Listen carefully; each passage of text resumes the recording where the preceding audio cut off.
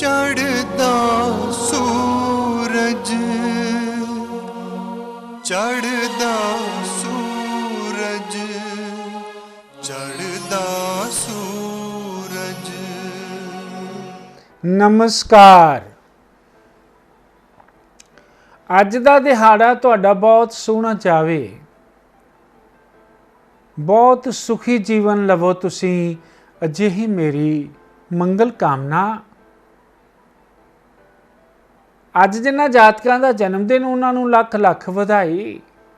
ईश्वर उन्हां दी हर तमन्ना पूरी करन, अजिही मेरी प्रार्थना। प्रार्थना युक्त हो फरियाद करदा, ग्रहां दी चाल वल तकदे रहो। ग्रह आपां नूं निरंतर प्रभावित करते आ रहे, निरंतर प्रभावित करते आ रहे ग्रह आपां नूं। इन्हां दा प्रभाव बहुत अनूठा है, इन्हां दी शान बहुत अनूठी, इन्हां दी ताकत बहुत अनूठी, इन्हां दा अगे झाकना भी अनूठा ते पिछे झाकना भी अनूठा। तुहानूं पता है मैं वक्र ग्रहां दी महिमा गा रहा हाँ। तुहानूं उस वक्र ग्रहां दी महिमा समझण वेले अपनी जन्म कुंडली दे पन्निਆਂ ਨੂੰ खोल लेना चाहिए है, वेखना चाहिए है कि मेरे किन्ने ग्रह वक्री हैं, किन्नी ताकत है उन्हां दी, कित्थे कित्थे झाती मार रहे हैं वो। जे तुसी इतिहास दे पन्ने खोल के वेखो फिर पता लगता है कि वक्र ग्रह किन्ने ताकतवर हुंदे हन ते किस तरह के अनैष्टिक दोषां दे विच आसमान दे विच अत्याचार। 1975 विच बंगलादेश दे प्रधान शेख मुजबिर रहमान उन्हां दी हत्या हुई। उस वेले आसमान दे विच गुरु ग्रह वक्री सन। उन्हां दी जन्म पत्री दे विच भी कई ग्रह बिल्कुल वक्र स्थिति का चोला पहन के बैठे सन। 6 ग्रह वक्री, 6 घरां नूं मात मार रहे ते अत्याचार हो गया। इसी तरह अपने हिंदुस्तान दे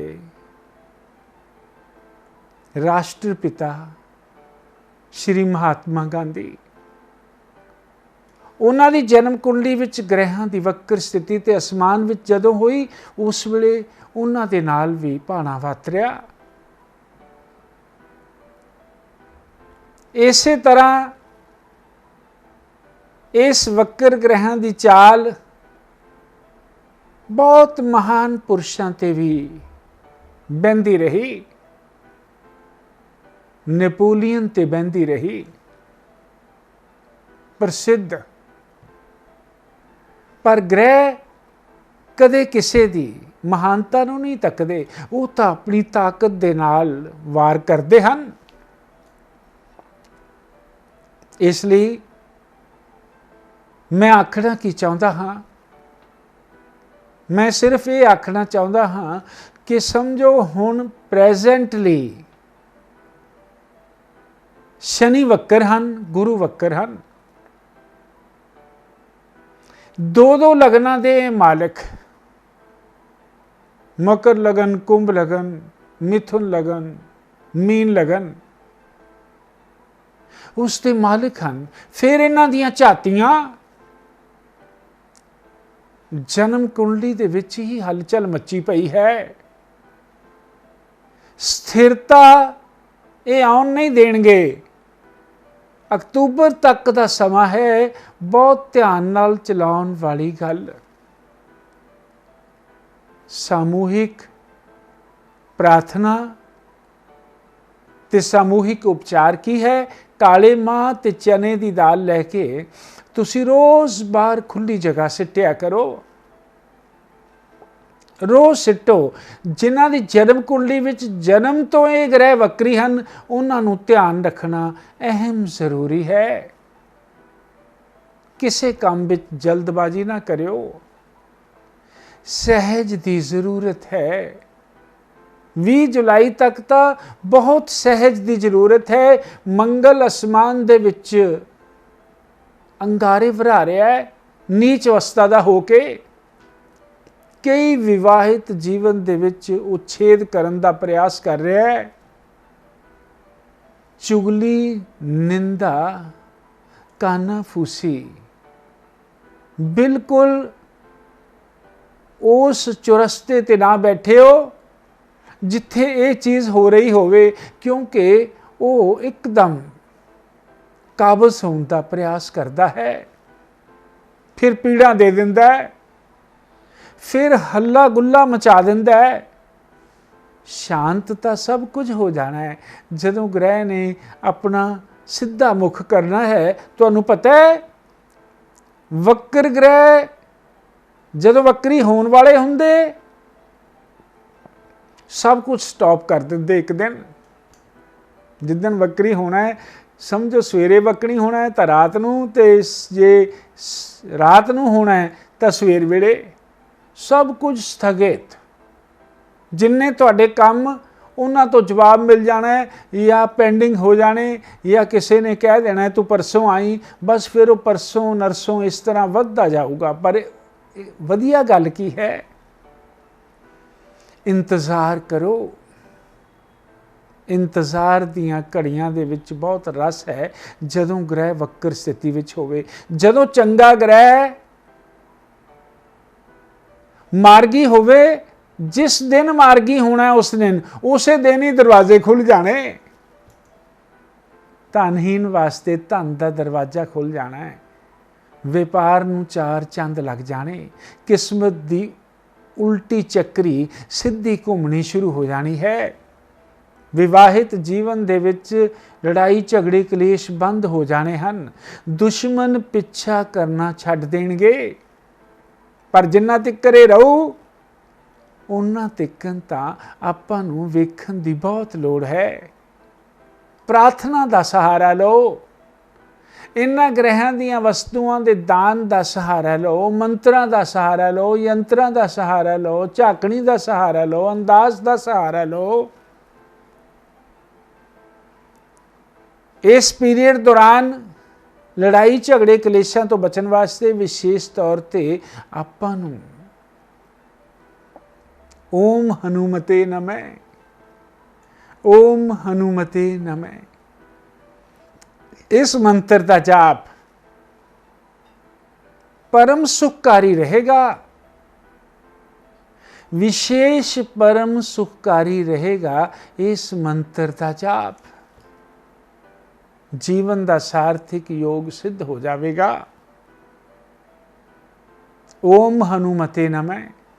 ਮੈਂ ਤੁਹਾਡੇ ਨਾਲ ਵਕਰ ਗ੍ਰਹਿਾਂ ਦੀ ਗੱਲ ਕਰਦਾ ਆ ਰਿਹਾ, ਤੇ ਮੈਂ ਵਕਰ ਗ੍ਰਹਿ ਜਿਹੜੇ ਵਕਰ ਹਨ, ਮੈਂ ਹਰ ਲਗਨ ਦੇ ਸੱਜਣ ਨੂੰ ਇਹ ਦੱਸਣ ਦਾ ਪ੍ਰਯਾਸ ਕਰਾਂਗਾ। ਪਰ ਮੈਂ ਹੁਣ ਸਮੂਹਿਕ ਗੱਲਾਂ ਕਿਉਂ ਦੱਸ ਰਿਹਾ? ਕਿਉਂਕਿ ਜਿਨ੍ਹਾਂ ਜਾਤਕਾਂ ਦੀਆਂ ਜਨਮ ਕੁੰਡਲੀਆਂ ਦੇ ਵਿੱਚ ਗ੍ਰਹਿਾਂ ਦੀ ਵੱਡੀ ਗਿਣਤੀ ਵਕਰ ਹੋਵੇ, ਉਹਨਾਂ ਨੂੰ ਆਪਣੀ ਜ਼ਿੰਦਗੀ ਦਾ ਧਿਆਨ ਰੱਖਣਾ ਅਹਿਮ ਜ਼ਰੂਰੀ ਹੈ। ਜੇ ਨਹੀਂ ਰੱਖਣਗੇ, ਪੀੜਾਂ ਦੇ ਕਾਰਕ ਬਣ ਸਕਦੇ ਹਨ। ਦੋਸਤ ਦੁਸ਼ਮਣ ਦਾ ਚੋਲਾ ਪਹਿਨ ਸਕਦੇ ਹਨ। ਆਪਾਂ ਚੰਗੇ ਰਾਹ ਜਾਂਦੇ ਜਾਂਦੇ ਬੁਰੇ ਰਾਹਾਂ ਨੂੰ ਝਾਤੀਆਂ ਮਾਰ ਸਕਦੇ ਹਾਂ। ਆਪਾਂ ਚੰਗੇ ਭਲੇ ਸ਼ਰਾਬੀ ਕਬਾਬੀ ਬਣ ਸਕਦੇ ਹਾਂ। ਆਪਾਂ ਨੂੰ ਬੁਰੇ ਰਸਤਿਆਂ ਦੀ ਪਹਿਚਾਨ ਬਹੁਤ ਜਲਦੀ ਹੋ ਸਕਦੀ ਹੈ। ਆਪਾਂ ਉਸ ਬੂਹੇ ਤੇ ਦਸਤਕ ਦੇ ਸਕਦੇ ਹਾਂ ਜਿੱਥੇ ਬਹੁਤ ਵੱਡੇ ਦੁਸ਼ਕਰਮ ਹੋ ਰਹੇ ਹੋਣ। ਨਹੀਂ, ਵਕਰ ਗ੍ਰਹਿਾਂ ਦੀ ਸਥਿਤੀ ਨੂੰ ਸਮਝਣ ਦਾ ਪ੍ਰਯਾਸ ਕਰਿਓ। ਸੰਯਮ ਵਿੱਚ ਰਹੋ। ਇਸ ਪੀਰੀਅਡ ਦੌਰਾਨ ਤੁਹਾਡੇ ਨਾਲ ਕਈ ਲੋਕ ਐਵੇਂ ਹੀ ਬਿਨਾਂ ਗੱਲ ਤੋਂ ਲੜਾਈ ਲੈਣ ਦਾ ਪ੍ਰਯਾਸ ਕਰਨਗੇ। ਤੁਹਾਡੇ ਤੇ ਲਾਂਛਨ ਵੀ ਲਾਉਣਗੇ। ਕੋਈ ਗੱਲ ਨਹੀਂ, ਲਾ ਲੈਣ। ਇਹ ਦਾਗ ਪੱਕੇ ਨਹੀਂ ਹੁੰਦੇ। ਜਦੋਂ ਗ੍ਰਹਿ ਨੇ ਮਾਰਗੀ ਹੋਣਾ ਹੈ, ਆਪੇ ਹੀ ਧੁਲ ਜਾਣੇ। ਪਰਮ ਸੁਖ ਦੇ ਕਾਰਕ ਬਣ ਜਾਵੋਗੇ ਤੁਸੀਂ। ਅੱਜ ਜਿਨ੍ਹਾਂ ਜਾਤਕਾਂ ਦਾ ਜਨਮ ਦਿਨ, ਉਹਨਾਂ ਨੂੰ ਲੱਖ ਲੱਖ ਵਧਾਈ। ਤੁਹਾਡਾ ਇਹ ਵਰਾ ਵਿਸ਼ੇਸ਼ ਸ਼ਨੀਦੇਵ ਦੇ ਥੱਲੇ ਜਾਣ ਵਾਲਾ ਹੈ। ਕਿਰਪਾ ਦੀ ਬਰਸਾਤ ਕਰਨ ਵਾਲੇ, ਨਿਰਧਨਾ ਦੇ ਮਾਲਿਕ, ਲੇਬਰ ਦੇ ਕਾਰਕ, ਹਰ ਮਿਹਨਤ ਕਰਨ ਵਾਲੇ ਸੱਜਣ ਦੇ ਸਹਾਇਕ, ਮਹਾ ਨਿਆਇਧੀਸ਼ ਸ਼ਨੀਦੇਵ ਇਸ ਵਰੇ ਦਾ ਕਾਲਾ ਚੋਲਾ ਪਹਿਨ ਕੇ ਤੁਹਾਡੀ ਜ਼ਿੰਦਗੀ ਵਿੱਚ ਆਏ ਹਨ। ਓਮ ਸ਼ਮ ਸ਼ਨੀਚਰਾਏ ਨਮः, ਇਸ ਮੰਤਰ ਦਾ ਜਾਪ ਕਰਿਓ, ਪਰਮ ਸੁਖਕਾਰੀ ਹੋ ਜਾਵੋਗੇ।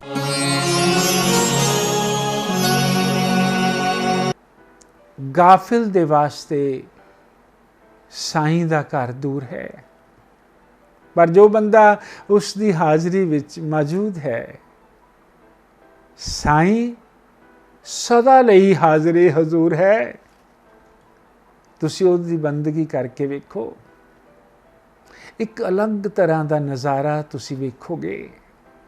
ਉਹ ਤੁਹਾਡੇ ਬੂਹੇ ਤੇ ਦਸਤਕ ਦਿੰਦੇ ਹੀ ਰਹਿਣਗੇ, ਤੁਹਾਨੂੰ ਵੇਖਦੇ ਹੀ ਰਹਿਣਗੇ, ਤੁਹਾਨੂੰ ਗੋਦ ਵਿੱਚ ਉਠਾ ਲੈਣਗੇ, ਪਰਮ ਸੁਖਕਾਰਕ ਬਣਾ ਦੇਣਗੇ। ਅੱਜ ਦਾ ਦਿਹਾੜਾ ਮੰਗਲਮੈ ਸ਼ਬਦਾਂ ਦੇ ਨਾਲ ਅੱਜ ਦਾ ਰਾਸ਼ੀਫਲ। ਮੇਖ ਰਾਸ਼ੀ ਦੇ ਸੱਜਣਾਂ ਨੂੰ ਪਿਆਰ ਦੀਆਂ ਰਾਹਾਂ ਤੇ ਫੁੱਲਾਂ ਦੇ ਯੋਗ। ਬ੍ਰਿਖ ਰਾਸ਼ੀ ਦੇ ਸੱਜਣੋਂ ਲੜਾਈ ਝਗੜੇ ਕਲੇਸ਼ ਵਾਲੀ ਗੱਲ ਤੇ ਨਾ ਜਾਇਓ।